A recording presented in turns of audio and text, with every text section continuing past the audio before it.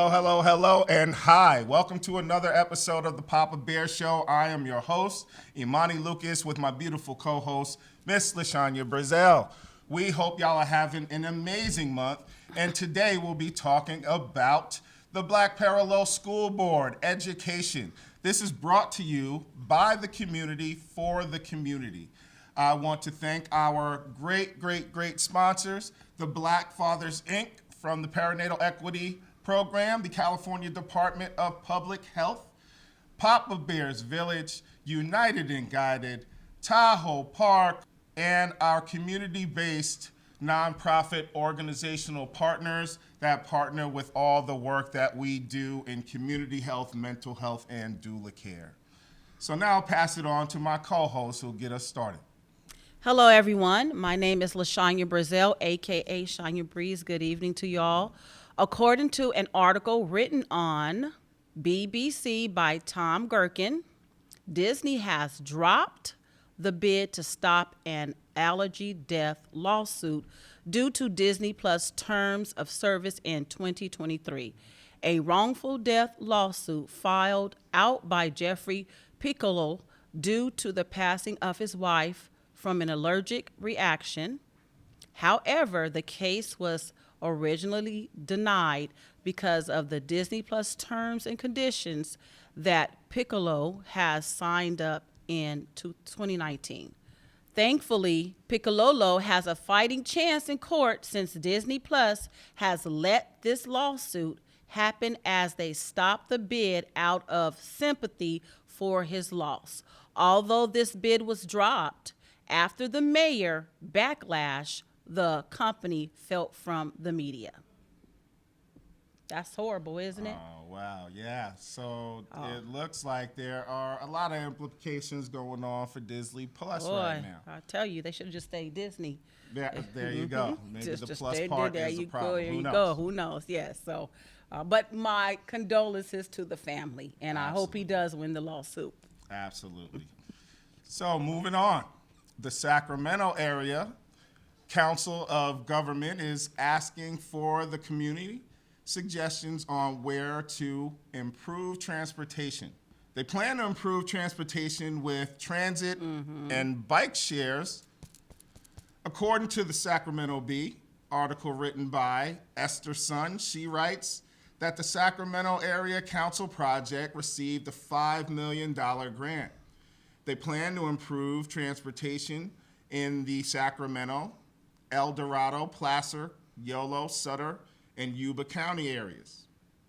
Okay, so I appreciate that, but that just means a lot of y'all gonna be late for work for like the next 5 years while they work on those improvements. But good job on that grant. All right, so they got to use the funding somehow, and I suppose that they will be looking to make people's lives much easier as a result of it.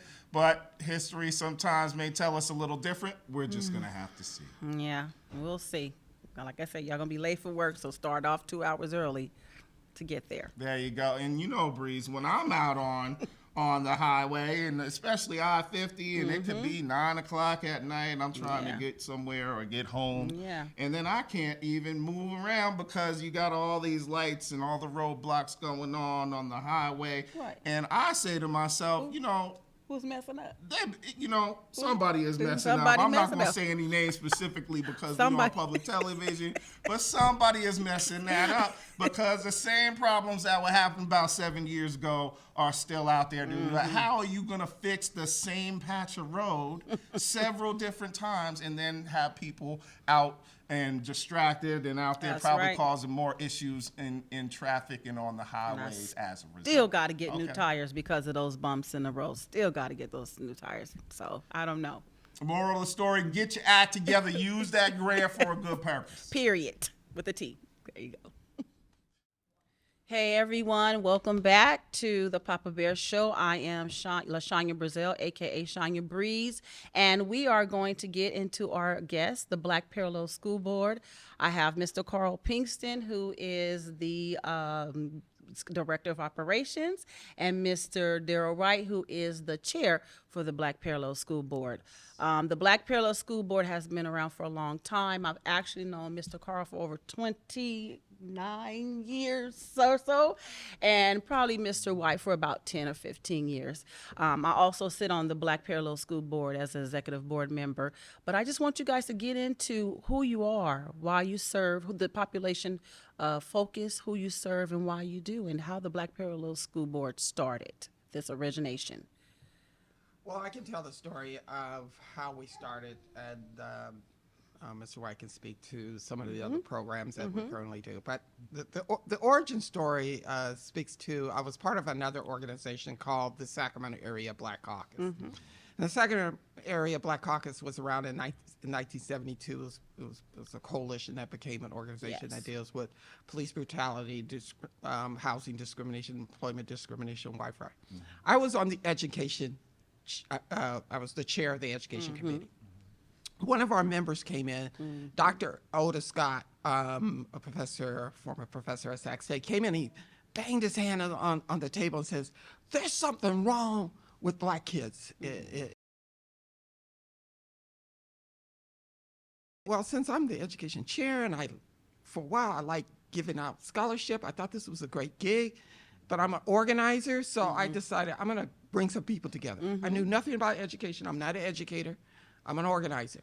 So I brought some former principals, some former superintendents, students that were in the continuation school, brought them all together, and we put out this report called The State of Black Student Education. Absolutely. And we held this community forum, and it was at Oak Park Community Center, and it was packed. And I was really excited about this report because I actually had Holly Mitchell wanted to reprinted the report and so forth. And we went to and at this community forum, the parents can care less about my report. Yeah. And they came there and they said, "Listen, I need somebody to talk about my child. Yeah. When I go to a school board meeting, I get 2 minutes to talk. Yeah. Nobody looks at me. Nobody even tries to have a conversation with me. And afterwards, no one follow up. And I can't tell my child's issue in 2 minutes." We took that information back and we said, wait a minute, we need to do something. We need to come up with a structure that gives space for parents and to come to a place for parents to come and talk more than 2 minutes. Have someone work on their issue and follow it all the way through. We heard about this organization called the Parallel Something, but I didn't know what it is. And I think it was in Florida, and then I heard it was also in Oakland. So I asked my other member of the Sacramento Area Black Caucus, Dr. David Colvin, to go do some research. He's political science. He says, this is his thing. And he came back and he said, "Here's the bylaws. This is what you guys are going to do." Yep. And we incorporated as part of the report. We published it, and we launched it on February 2008, the Black Parallel School Board. And so that's the origin of where it came from. Yeah. Wow. 2 years later, I became an executive board member. So, yes. And Carl has helped me.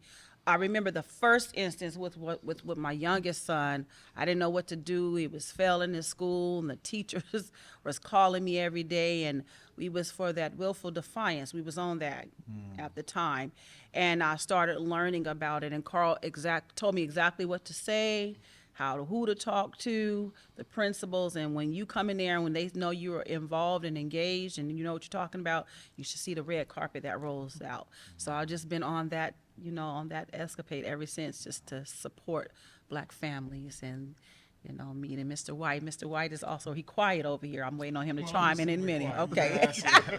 I wanted to give you a chance. All to right. finish. Absolutely. Well, when I first got here to Sacramento, it was in 2009. So it's interesting to know that the Black Parallel School started in 2008.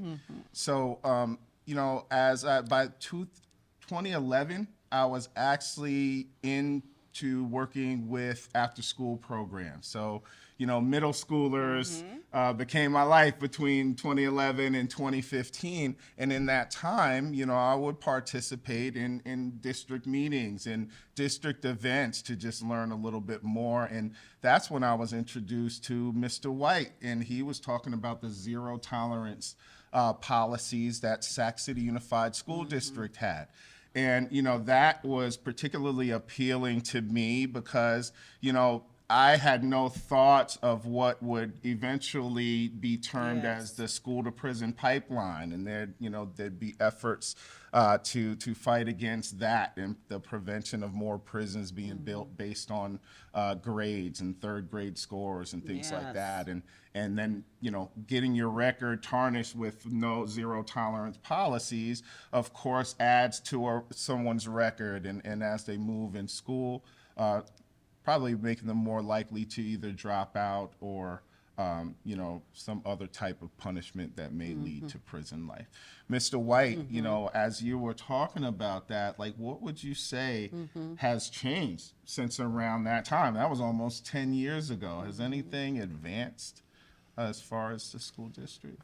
Well, it's a major story and an excellent question.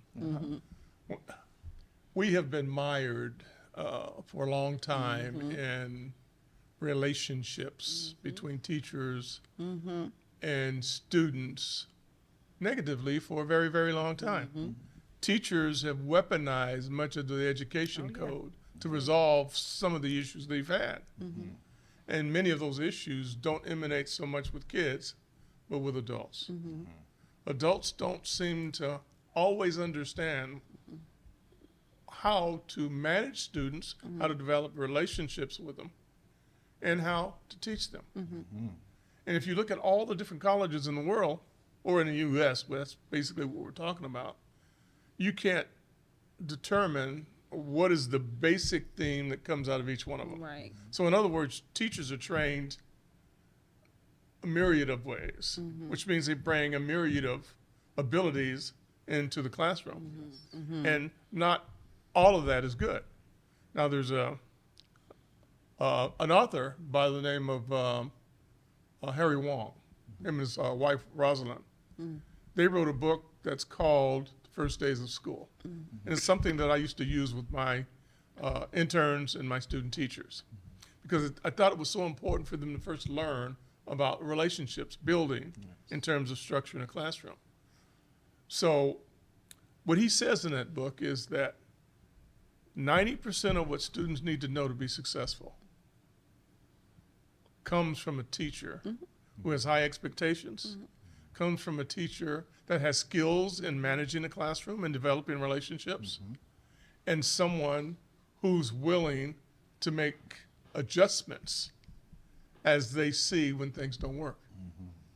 And you don't always get those kinds of people in the classroom. And so when you don't get those kind of people in the classroom, they have shortcuts. Yeah. They make the assumption that they're good because that's why they're in this classroom, right? Right. But in fact, they're not good because they decide who's going to be in and who's going to be out. That's right. Anybody that they see as the problem, That's right. they find ways to get rid of that kid. Exactly. And the easiest way is K, or willful defiance. There you go. Willful defiance means that a kid who does anything or something that disrupts the teacher's ability to teach. Now, who defines that? Right. Who sets the parameters for that? Teacher. The teacher. The teacher, absolutely. And that's the breakdown. Yeah. There was a time we saw Oh, yeah. a whole bunch of suspensions, Oh, yeah. and over 40% of Oh, them yeah. were for willful defiance. Yes. And there fit 24 codes, Yes. but most of them were for willful defiance. Right. At the level of teacher. And at some point, you can actually get expelled. Yes. If you have Yes, too many of those. Yes, they were doing that. They were. All right, go ahead. Was there anything that happened, like if there were complaints? Because I would imagine willful defiance also applies to the parents in some sense, because a parent goes to defend their child in the classroom, maybe confronts the teacher, and then maybe develops a bad reputation with that teacher. So therefore, their kid by default is now on a certain area in that teacher's mind and on their list. You know, how does that affect the parents as well, some of those policies? It affects them in a number of ways. Yes. And the first way it affects them, it makes them mad. Yep. That they can't get services for their kid. Correct. Kid is failing. Right. And they're reaching out, and the more they reach out, the more resistance they get, Sure. the louder the voice gets. Yeah. And Now, certain principals don't function well when they have loud black voices coming out. And they get defensive. Yep. That's right. And they start looking for support and help to stop that parent from being Yes, defensive. absolutely. And schools have come up with a whole lot of ways to deal with parents like that. They suspend them from the school. You didn't think that parents could get suspended, But they yes. have done it. Yes. It's not called a suspension. Right. It's I can't remember the legal term for it, but there is a legal term for it that is produced by lawyers, whereby the parent receives a notice that says you cannot come onto the school ground for 14 days. Yep. And you can't do this, and you can't do that, and you can't do that. If you do any of those things, you can be banned from the school. Any participation or actually coming, all these kinds of things. So they found ways to neutralize aggressive parents who are only aggressive because they can't get answers to the problems. And I that's wouldn't what they do. They call us. Right. And I wouldn't even say they're aggressive. We're passionate. Yeah, We I are like the term passionate. We're Yeah. passionate. Yeah. But when they don't understand that, that's what they say. We are aggressive, right? So yes. Particularly for the Sac City. I am, my mom went to Sac City Unified School District. She graduated from Sac High, went to Lincoln. I graduated from Sac High and, you know, the Sac City Unified School District, and my daughter. So it's kind of like 3 generations. One of the things that I noticed in the first of all, the Sac City Unified School District history itself is grounded in racial capitalism in a sense that when it was first created, it basically denied Black and Native American students from receiving a public education in 1870. That was challenged, and it gave rise early on in Sacramento, on the west end of Sacramento, where we started teaching our own kids, and then later we fought to go to receive education in the public school, the Sac City Unified School District. The challenge is that many of my generation that went to the Sac City had a bad experience with Sac City, and many of them are very angry to this very day. I know of a person who had to walk at the back end of what is now called West Campus, but that was called Peter Lassen when I was there in the school. We had to come in through the back way of the school, and she is still traumatized by that to this very day. So you have parents that have intergenerational, challenges with the Sac City Unified School District, and now their kids are dealing with the same problems that we were dealing with. Right. It was a little bit more sophisticated back then. In a sense, when I was coming up, it was called tracking, where we were tracked a certain way, where we were segregated in certain communities, so the quality of education dropped. But the challenges that parents are having today with their child is no different from back then. Absolutely. The difference that's what we are seeing today is we have a lot of parents who are willing to stand up and fight for their child education. Yes. We have a history of that. Black folks have a history of fighting. And we will fight to the death for the highest quality of education for our kids. So when administrators and principals see a parent very passionate fighting for their child, they don't understand that. Correct. They can't figure that out. Why is you fighting so hard for your child to get the highest quality education? Because the society says you're not deserving of a high quality education. The system says you're not deserving of high quality. Everywhere you look, you're told that you're not deserving of a high quality education. Other folks can have high quality education. Not you. But you as a people who are formerly enslaved are not entitled to have the highest quality of education. So to us, the Black Parallel School Board, we embrace those parents who come and are very passionate and fighters for their child, high quality education in their school. Yeah. And we teach them also, we have a form, we teach know your rights. We've had parents to come to our workshops for know your rights. And you will be amazed of how what they didn't know, and finding out that the school would tell them one thing, which was totally not true, and then they come to the workshops, know their rights, and go back and say, I'm gonna challenge you, So, just great education. Go ahead. I was simply going to go back to where you were when I addressed you for the first time, and you talked about your experience at the middle school level. Yes. Well, it was that experience as a father that brought me to the Black Bear Low School Board. I live in Thomas. My son went to Sac City, though, for grades K through 6, and then went to middle school in his neighborhood. And he had a math teacher that he just couldn't get a good grade in. I mean, it was a D, this kind of thing. So I says, let me go in and sit in this classroom to see what's going on.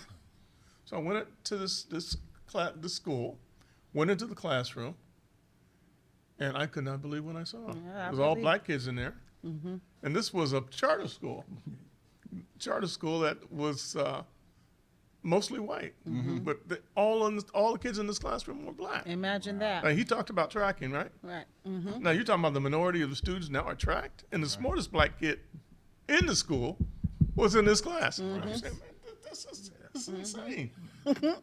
So I'm watching this stuff, and the teacher's firing kids out of there. Bam, bam, firing them out. And he's fired this one little black girl, fired her out of there. She came back 20 minutes later. Teacher's standing in front of the board lecturing, and nobody's listening, right? And the sister sits down after she had been out of the class for 20 minutes, and he asks a question. She answers it. Look at that. Oh, what the heck? How does that happen, right? And so I went to the principal, who I knew I had worked with in Sac City, him and his two principals of the school. I said, man, what was wrong with you guys, man? It's the worst teacher I've ever seen. No, I got a whole lot of experience evaluating teachers, right? And I teach teachers. So I don't know what I'm talking about, right? So he says, well, yeah, okay, well, let's have a meeting. So we have a meeting. And he's sitting here, his partner's sitting here, and he has a parent sitting here. I'm thinking, what the hell is a parent doing in here? Can I say hell? Yeah, you said it. What the hell is a parent doing in here? And I got a meeting with the principal. He says, well, I just thought that you might want to hear a parent perspective. I said, well, I don't need no other parent in here. But you know what? You can leave her here. You can leave her here because I get agitated. Boy. Right, Things will go happen in here. So we can leave him here. Leave her here because I'm curious to see how this is gonna work. Right? By this time, I had intimidated this poor white woman. Yes, She wasn't gonna say did. nothing after that, right? And so we started talking. I said, man, that's the worst math teacher I have ever seen in my life. I said, with this guy in here, there's no way my kid's gonna pass this class. And I want him put into another class. What I meant was I want him put in another class where some white kids are. So I know he's going to get a better education. That's right. So he's hemming and hawing and says, no, well, we're grouped and that's his level. And then he pushes his test scores over to me like this. Documenting test, annual testing. He pushes it over to me as to say, well, your son does not score high enough to be in the other classes, right?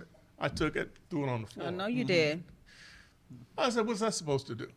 You know? I went on and went on and went on. And they wouldn't change my kid's class. I'm saying to myself, what is it that they don't understand? They know who I am. They've shouldered up with me, having a beer somewhere. Right. After a workshop. Right. And we're talking about racial issues in school. And now they brand and new. now all of a sudden they brand new. They brand new. They brand new. Yeah. I was like, what the heck? I said, dang, if I can't, with friends, I thought they were friends. There you go. Make a difference in my kid's life. What the hell any other black parent gonna do? Yeah. So I read the ad that he put in the paper. It said, if you want to advocate for your kid, this organization is going to do that. I said, well, heck, then I got some work to do. That's right. So to the next meeting, the rest is history. Bravo. I'm laughing because love Mr. it, White is saying that his kid, he said my kid was the smartest one in the class. What y'all don't know is Mr. White, Mrs. White was one of the best math teachers at John Bidwell Elementary. She's now the principal over there now, right? Yes, so one of the best. So that's why he said that, boasting a little bit. All right, so that man Yeah, understand we have that. lots. Yes. We have lots of stories. Oh, yeah. At Camila Yes. Elementary School, where we had this one young man who was Oh, yeah. he was he was being suspended or removed out of the school, and the parent came to us and we go there, Yes, and I it's remember. I it's remember. we call it the public-private school because you kind of like have to test in, and they really want to make sure that certain type of students are there, and he didn't fit the student body that they wanted. So anyway, we're in the meeting, and Mr. White, they says, well, you know, he's being suspended because he's late. Okay, coming to class. Mr. White says, okay, so can you show me the policy, your school policy, that says you could be suspended For being late. in class? And he says, yeah, we'll get that for you. And he says, well, can you show me the district policy that says that? And he says, yeah. And, you know, he kept pressing them on it, okay? And he As keeps he telling them, as he you know, should. I've been a former principal, so I'm trying to work with y'all. Right. It's like, Please, you know. just help me on this one. And, you know, and then it got to the point they asked us to leave. They asked us to Yep. leave. They said, we want you guys to step out of this meeting. And we only want to meet with the parent. Right. And so we stepped out of the meeting, and the parent was there. And basically, the parent simply said, "Why we can't meet unless the two people." Absolutely. Absolutely. And rescheduled another meeting. That young man is graduate. He's graduated from high I'm school. sure he should be. He should be. Yeah, he should Yeah, be. Blackview High School. Yeah, he Blackview should High be. School. Absolutely. But the story is that if we wasn't there and the parent wasn't there advocating for their child, he was on the road as part of that school to prison pipeline. for no reason. Because after so many suspensions, you can end up in expulsion. You are 6 times more likely to interface with the Absolutely. police. Absolutely. Which ultimately you go into juvenile detention, and that process, you come back, you're into what they call community day school. It's a process, and then ultimately you end up in prison. In fact, many of the studies that have been conducted of most of the men who are in prison, will always refer back that what put them on that track is they were suspended Yes, from school. of course. And that, for us, show us the connection between the institution of school pushout for Black students, and now there's a exponential rise in Black young women being suspended, and leading to more building for more prisons and the rest, and it reduces the opportunity for Black folks, and particularly in terms of, you know, technology, the information age technology, where we're headed. Yes. Right. Absolutely. Yes, and you know that brings me to an interesting topic, and I know we only have a few minutes left, but I really, as you guys were talking, I was really, you know, in the back of my mind, I was thinking about the national teacher shortage, right? Of course, in California, Oh, there's goodness. a teacher shortage. And there was a small population of Black teachers to begin with, and now an even more shrinking population of people even interested in teaching. Right. What does that mean for us as parents and for our kids in helping them become educated if they may not be able to rely on a public education? Yes. Means something bad's gonna happen. It's not good news, for Right. us, especially if we continue to try to hatch teachers the normal and regular way. Correct. Correct. 4-year degree. Correct. 1 year student teaching. Yeah. We're in a world of trouble. We are. We ought to start looking at new models. You know what I've said? Give me somebody with an AA degree. I can put them in any elementary classroom, and they do well. Can you imagine somebody with an AA degree that needs to go to school 3 more years? Now I could put them in the job, teach them and train them how to do that job. right. And in 5 years, they can get their credential. Period. And getting paid all the time. Now, that's a wonderful model. I just heard about that the other day. And that is the kind of thing that we should be looking to do. Because Advocating. then we can go to schools and regular high schools and convince kids To teach. to go to the community college, get the financial aid in which to do so, get 2 years, graduate, and go right into a classroom, Yep. making $65,000, $75,000 a year. Yes. And that's what we Very need. good point. Yes. All right, we're winding down. I already got the wrap up signal, so I want to give you guys just real quick. You know, any shout outs you want to make? Anybody you want to highlight before we adjourn for Yes. today? The Black Parallel Scoreboard. Yeah. I like working hard. Yes. Yeah, absolutely. we're working hard to really help empower Black parents. Yes, yes. To transform our educational system, and most importantly, make our contribution in the Black community. We are accountable to the Black community and nobody else. Yes, sir. And so that's one of the reasons why we receive no funding from the school district. Yep. We don't want to be in a position where we have to bite the hand that feeds us, because we will bite. We bite. And We bite. so I think one of the things that we really want is but we need everyone help. We need all hands on deck. There's David Colvin, Dr. David Colvin says the train is leaving the station and we need everybody on board. That's right. So this is going to help our next generation. And if we don't do this now, when? That's right. And RIP to Dr. Colvin. He was a great one. Yes. Yes. Mr. White, got any final comments for us? Yeah, I do. We need the partnerships that we presently have to stay on board and continue to work Absolutely. with us through many of the issues that we have. One of the biggest issues for us is going to be, now that this lawsuit is finally waning, Yeah. it's finally getting down to the moment where there's going to be a plan in place. And that means there are going to be a lot of services that our Black Yes. folk are going to need to have. Right. And we're going to need people Yes. to join our board to provide services to those folks. Okay.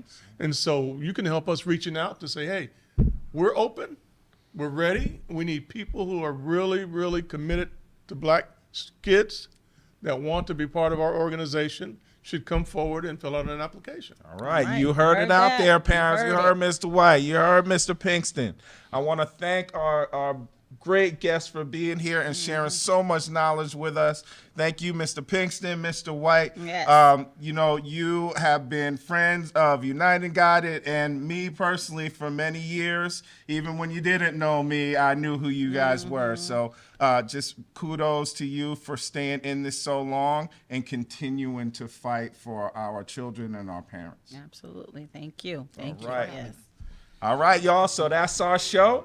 We will see you next month Yes. with brand new guests, but the same love. All right. So Papa Bear's Village, we out. Peace.